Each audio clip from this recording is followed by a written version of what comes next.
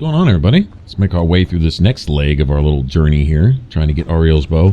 Darkfall Caverns is, in my opinion, probably the hardest part of all of this, because it's just a big-ass system of caves filled with a lot of Falmer. And they will jump out of, just like that right there, jump out of just about every corner. Considering our level, will be lots of nasty ones in here too, I'm sure. Wow, that lightning goes off was almost like a strobe light, wasn't it? Very cool.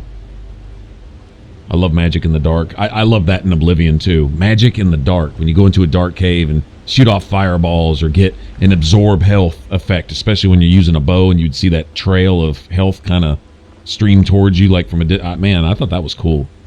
They did a really good job with the magic effects in that one.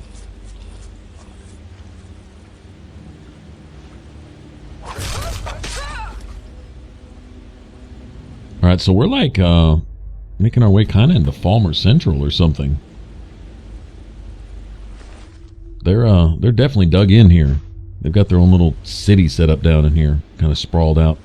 This isn't as big as Blackreach, maybe, considering all the different things that kind of branch off of that. But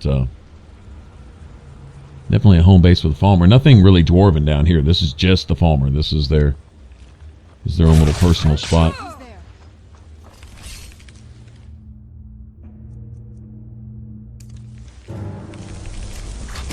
It's really not just the Falmer. Those choruses or choruses. Those are the nasty ones. They really are. They spit poison at you from a distance and then get up on them, and they hit hard. Especially like, what are they, the Reapers? Man.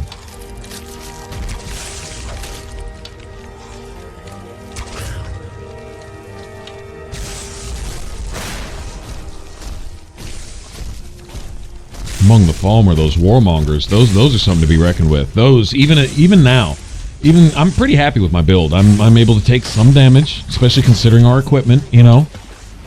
Let me go ahead and get my own Atronak out of the way, because he's just, yeah, I should have summoned a fire one, I think. And even with my build, man, those warmongers, they hit hard.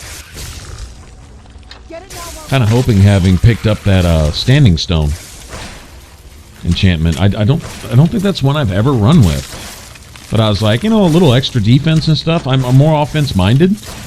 But well, hell, I mean, the standing stone I've been running with was just to make my skills increase a little bit faster. So there really wasn't any kind of buff as far as my gameplay goes, except for just leveling up just a little bit quicker. But I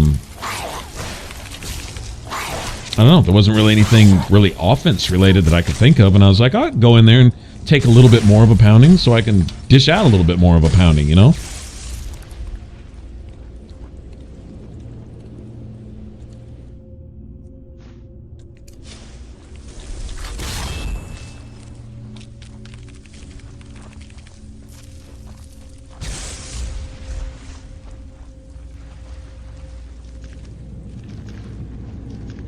Take advantage of these.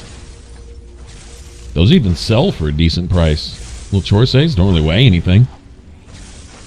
So you get a whole bunch of them after digging through one of these caves like this. Get 100 or so of them, and they sell for, I don't know, 20 gold a piece, whatever. That's a decent amount of money if you think about it.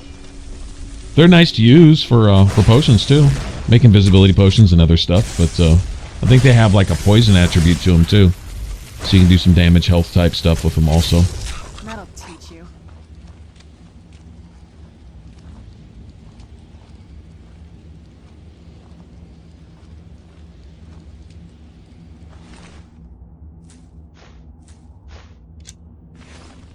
You know, I've been sitting here collecting ingredients for a while now and haven't really done anything with them. I was making a point to go in and do some alchemy here and there. If nothing else, just for kind of cheap XP, you know, wasn't really making anything I was going to use. Good to sell, but the money really was kind of a side point to it, you know, especially now. I don't really have anything to do with gold anymore. Go buy some houses or something, go do some favors for some Jarls, buy some houses that would just sit there. But so money really isn't an issue, but the XP that goes towards your overall level, now that's worth having. You see, you haven't seen me rely real heavily on potions for the most part. A lot of times I kind of forget about it. I won't even think about it. like run into a dragon breathing frost. Do I think to go use a frost resistance potion? Usually not, unless I have to go in to heal. And sometimes when I have to heal like really fast, I need something because I'm in the middle of a blast of breath that's fixing to kill me type of thing. I might think, oh, I could put on some resistance to this and find out that I've got, a stack of those particular kind of potions because I just never think to use them. I don't even know how many health potions I got right now. I'll probably sell some of those too. Considering the rate at which I use them, just a couple would probably be good. But like any other RPG, give me some potions and I'll keep them for a rainy day just in case. That rainy day never comes. I never get around to using them. Just got them until I can't carry them anymore, then wind up selling them anyway. I don't know. It doesn't make any sense. I guess it doesn't have to. It's one of those things we do as gamers, I guess, that aren't really logical, but they are what they are.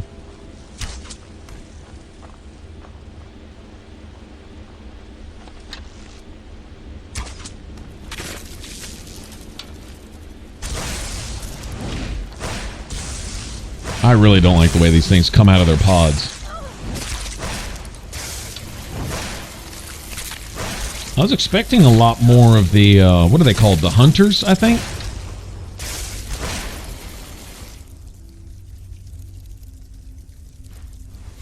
There's a boss version of these things. I can't remember the name of them. Anyway, these little fledgling, those are the, I mean, they're taking damage anyway. I mean, they're doing something. But they have like an adult Uber version of those guys. I expect to see a lot of those. Oh well, I'm not complaining.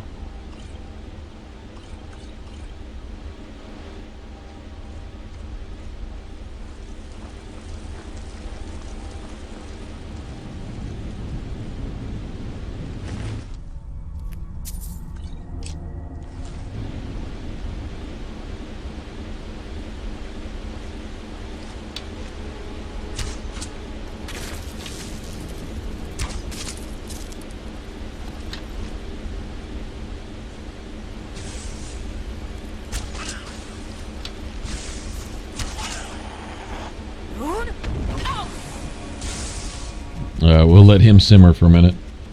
Go deal with this thing that went and flew after my companions. Friggin'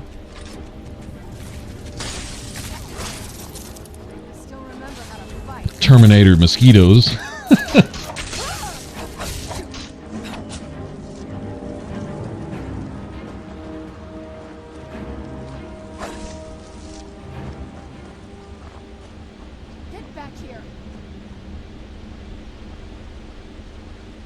I wonder if having a higher destruction skill would make my absorb health enchantments last a little bit longer. Is absorb health considered destruction or restoration? It's a question. I mean, what school would that particular enchantment fall under? Like Soul Trap would be conjuration, right? Lightning, fire, or obviously destruction. But absorb health, what does that actually fall under?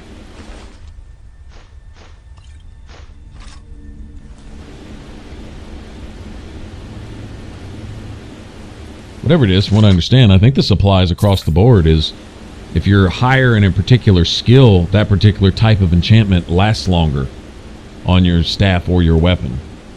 Like if you have a fireball staff, one that shoots fireballs or something like that, or ice spikes or something. If you have a high destruction skill, you'll actually get more charges out of it. You won't use as much per shot, so I believe it applies towards, just melee weapons too, like swords and axes and whatever. Bows. Even.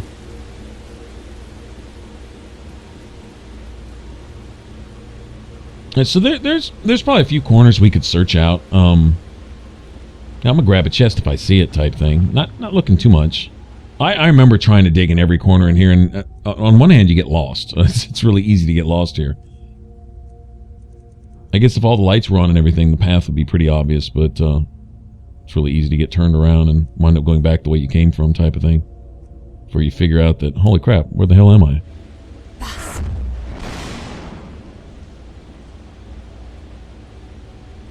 We gotta have some company around here.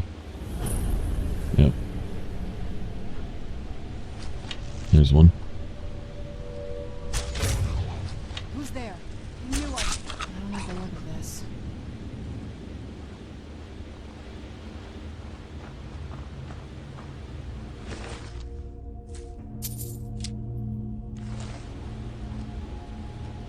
I don't even want to look to see how many Falmer ears I have now. We're collecting those for a while. These are new crafting ingredients here. These blossoms. I don't even remember what they do. I'd go eat one really quick. Get at least the first effect out of it, but go back and experiment with those, see what all they're good for. You know, the easy way is find 3 ingredients that all have 4 qualities unlocked, and each one of them having different qualities. Like if you get 12, like say, well, you'd have 8 different options of things to match up with a brand new ingredient. And if those 2 don't work, then just kind of do it again. But always testing it with other ingredients that don't match each other either. So odds are, that ingredient you're trying to find out what it's good for, it'll match up with one or the other. If you have 8 different possibles, then you should be able to find some kind of match.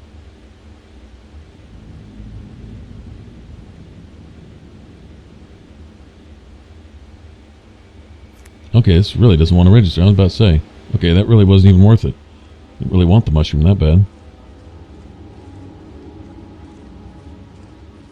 They've got this, like, their own little town down here. Own little Falmer city. It's a little deep and dark down here to us, but they're blind, so this might as well be high noon down here for them.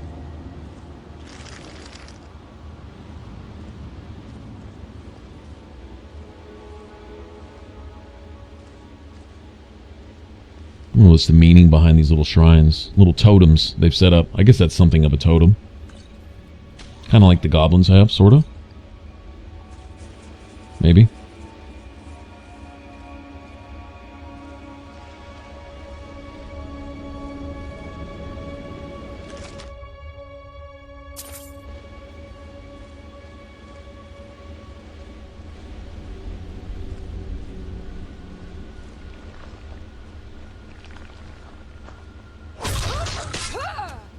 I forgot to say, for those of you that have taken time away from Fallout 4 long enough to come watch this, right?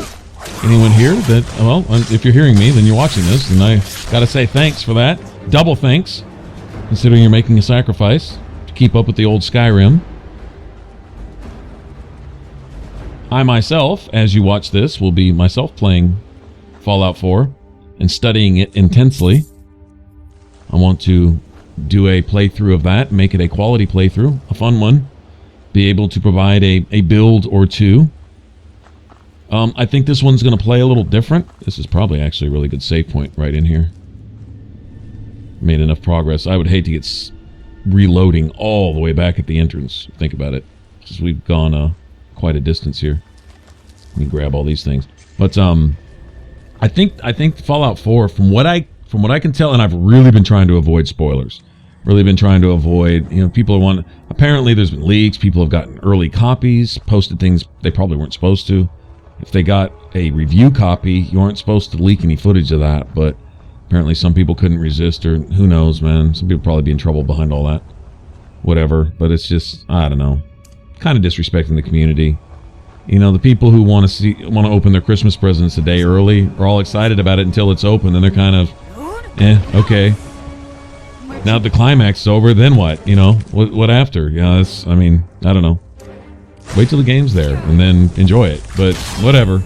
Anyway, I've been avoiding all that stuff like the plague, but I have been wanting to see some of the things that the game has to offer based on some of the stuff that Bethesda's released. They've done, they've given us some footage and trailers and, teaser stuff, and then, actually talked about, gameplay and stuff like that. And they gave us quite a bit at E3, really, as far as their presentation of it and their reveal. They gave us some things to look back, and gone back and checked it out. From what I can really tell, the absence of a skill point system, right, which skills were pretty much things that you were just going to by default eventually fill up anyway. I'm not really bothered at all by them taking that out of there. All skills really did for you is lower level decide whether you could pick a lock now or how you'd have to wait an hour or two and come back and pick it. It was kind of that kind of thing. Other than that, it was more of a making you grind it out and wait a little bit to get what you're going to get eventually anyway, which is fine. But not having that, no big deal to me. But it looks like there are, at least through a great majority of the game, sacrifices to be made.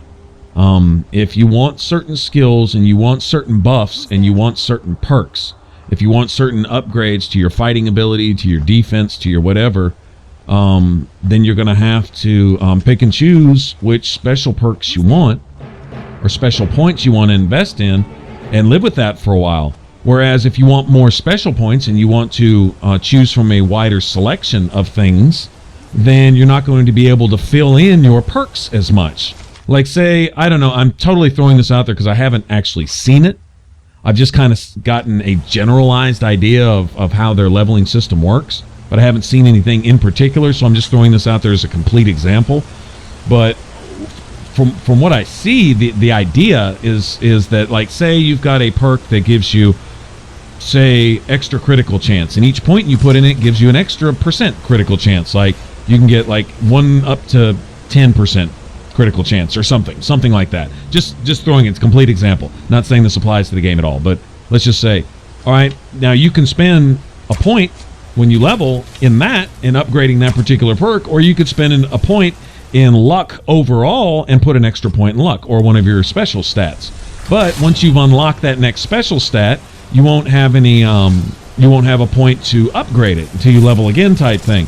So if you have more special, you're going to have fewer upgrades in each special slot, right? Like if you have 7 points in special, apparently there's 7 tiers of special that you can choose to put points in straight from the beginning. But so let's just use luck for an example. Say your luck is at 7, all right, and you're just going to stick with that. That's fine. That unlocks all the levels of luck-related perks that you want, right? Then you wouldn't have to worry about investing much more in that. Although I believe bobbleheads are in the game, and I'm guessing that's a free point to each special attribute at some point. I mean, that's how they worked before, I'm assuming. But anyway, so you can choose to have more special things to choose from or more points in the special things that you've already got. So it looks like there is, for a greater portion of the early game, a lot of what would you say? There's a huge capacity to come up with different builds. In other words, you know, if you have to make sacrifices, if you can have more of these but each one's weaker, or if you can have fewer but each one's stronger, it looks like there's decisions to be made. And that's to me in an RPG, that's where leveling comes in. Is if you want this, you got to give up that, right, and then make it work, and then find a way to put this, and this together, considering you don't have that to compensate for it, you know, and come up with a build, or, you know, I mean, that's what it's all about to me. And so it looks like they've got that in spades. It'll still really kind of boil down to, in the long run, is, you know, what do you have the patience for? If you want something stronger earlier, you're probably going to have to somewhat pay for it earlier. But if you want to be patient, somewhere on down the line, you can probably have your cake and eat it too in Fallout. Because what I understand, there's no level cap. I mean, leveling will probably get so hard to come by, considering, you know, the amount of XP you'd probably required to have to level, you know, once you get into the really high levels, whatever a high level cap would be considered in Fallout 4. Once you get way up there, it'd probably take forever to get a level, but apparently there is no cap. And, you know, if that's the case, if XP becomes a thing, then, you know, of course, what's the community going to do? The first thing they're going to do is look for farm spots. Where's a place you can go to find unlimited XP, quick XP, a way to farm for XP, a way to, you know, whatever. And I don't know how the spawn system works in there either. In Fallout 3, most things respawn after time. So I'm guessing they would keep that same formula, but I don't know. A lot of things I don't. It's awesome. It's awesome going in something blind and knowing they've changed enough stuff that it's going to be fresh again. But it looks like there's a capacity for some pretty cool builds. Even if it comes down to just being early game builds, you know, through to, say, like level 30 or 40 or something. And then after that, it's just kind of everyone more or less probably do some of the same things. You know, make your gun shoot harder and allow yourself to take more bullets, you know, type of thing, right? But how to maximize that early That's going to be cool, going in there and taking a look at that, the special perk trees and stuff, and not having skill points and things to worry about now and all that. Kind of like Skyrim was when they revamped Skyrim's leveling system. It was more about, you know, you earn things according to what you do, and it goes into basically an XP pool, and from that pool, you eventually, you know, when you get it up to a certain point, you level and you get a perk point to choose where you want it. If you want it in this, well, you can't put it in that, you know. And I hope there's a lot more of that than there was in Skyrim here. A lot more decisions to be made, sacrifices to be made. You know, if you want one thing, you have to give up something else. I'm totally down with that. Makes me put thought into it, and then to have an effective build that really kicks ass. And we'll jump in there. I don't know what the difficulty thing is, but whatever version of very hard is, I'm hoping they have something of a hardcore mode or something. Like I say, Fallout 4 is just hours away as I'm talking to you now, although you'll see this video some days from now. I'm kind of stockpiling these, so I'll have something to upload for you guys, right? Not that any of you are actually going to break away from Fallout 4 to come watch these, but just in case, you know, got to stay true to it. But, so I'm talking as one who hasn't quite seen it yet, and I can't stop talking about it because it's so close now I can almost taste it. And I'm on the edge of my seat, and I've got to thank you guys just for being there, giving me a reason to put videos up so that I can have something to take my mind off of Fallout 4 right now so I don't go nuts. Pacing back and forth across the house. Yeah, nice to have something to do right here. If I wasn't doing this right here, I'd be playing you know what? I may go stream a little bit. In fact, as soon as I'm done editing this, I'm going to upload today's video, and then I may go bring up the stream. We'll play a little Fallout 3 and get ready for release. You know, for a couple hours or something. That sounds fun. So, if any of you guys are watching this that were there, hey, hello again. Welcome back. Right on. Are you seeing this? Probably expect some Fallout 4 pretty soon, actually. I'm looking, guys. Honestly, I just got on YouTube. There's a dude with it already up. I think he lives over in the UK somewhere or something. Apparently, they already have their copy or whatever, and he's already got his first episode up. In other words, he went in and created his character real fast and went and ran around and shot some shit so he could get a video up and go hustle, you know, 20,000 views in the first hour while everyone's waiting for Fallout. That's pure genius, actually. You know, who cares if it's quality content? Maybe it was, maybe it wasn't. Doesn't matter. It's Fallout 4. It's up. I can't wait to go. I couldn't do it for the spoilers anyway, so I wouldn't go watch it just for that one reason. But most people probably couldn't care. A lot of people don't necessarily play these games as much for the story as they do just for the exploring of the world and the experience. You know, as long as you're in Fallout, doesn't really matter what's going on, as long as you're there, type thing. But yeah, I saw that and I'm like, holy crap. So, yeah, I could jump in on that and give you guys some of what I consider kind of garbage or whatever, or I just do my thing. We discussed this before, and I've decided just do my thing. I have some videos for you guys so I can spend some quality days, you know, go get a room, spend some quality time with Fallout 4 and come up with something I think, you know, worth playing. Have an experience that I can share with you guys, and then let you guys know what I see and stuff. Let all y'all come in and share your experience and leave comments and give suggestions and all that other good stuff. Can't wait for all that. But anyway, I'm not going to rush it though. I'm not going to rush it and do that. Welcome, Initiate. This is the Way Shrine of Illumination. Are you prepared to honor the mantras of Auriel and fill your vessel with his enlightenment? Then behold Auriel's gift, my child. May it light your path as you seek tranquility within the inner sanctum. Right, so we got to do this 5 times. This will be the first, and this one will actually teleport us into the next area. And talk about DLC, quality, worth your money ass DLC. I mean, seriously. There's like a whole nother huge area to go and other stuff to do. It's crazy. There's most DLCs just give you an overpowered weapon and, you know, somebody to talk to and maybe a house to go look in and you're done. This has just been friggin' like a whole nother main storyline, pretty much. Anyway, here we are, and this is actually another one of my favorite parts of Skyrim. I have a lot of favorite parts of Skyrim, actually. They did such an amazing job with the world, but we'll go through here, go through this cave and stuff. When we come out the other side, it is Skyrim. I mean, this honestly, might as well just take a screenshot of this when we come out the other side. This is, to me, what Skyrim is all about when I envision it. I mean, it's almost straight off the picture that you get on the box when you buy the game. At least the collector's edition, it was like that. You know, where you got Alduin's little statue sitting on the wall and all that other stuff. The box that it came in had an image of, you know, the frosty, snowy mountains and all that stuff. We get a shot of that when we come out the other side over here. And it's friggin' amazing. It's just beautiful the way they did it. And then the music really goes with it, too. I mean, that just so adds to it. Look at this right here. The mist and the ice and just the... Man. This is incredible. It's like a whole other world. Come on. I hear you. It has to be in this valley somewhere. Actually, we're going to get rid of these two sabers before we admire the scenery too much more. The Vale's special version of sabers. Where'd you come from? Really cool looking pelts. I do believe if you have, with the what is it, Hearthfire or whatever, with the DLC where you can make your own houses, you can make these pedestals that you can put animal trophies on. I believe you can make a Vale cat trophy. One of these. They have a cool pelt, so I do believe that's an option. I think you need like one eyeball, a fang, and I think you need basically what you pick up off of one when you loot one, and maybe some straw or something. Anyway.